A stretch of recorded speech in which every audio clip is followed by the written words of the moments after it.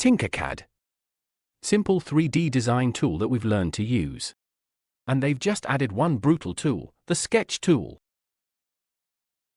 Look, I'm deleting this. You know, this is 1 centimeter, that would be 2 centimeters, that would be 2 millimeters.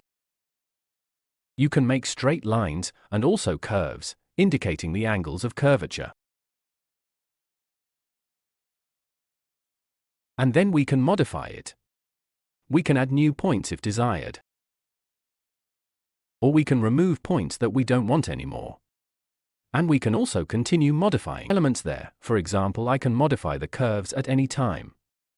When we finish, we click on the End Sketch blue button. Here I have the quality, and here I choose the height. Then I can rotate it, scale it. I can also select it again and edit it again. So this gives us huge possibilities, and not only that, if you make sketches like this one I have here, you can rotate it later and make super easy revolution pieces.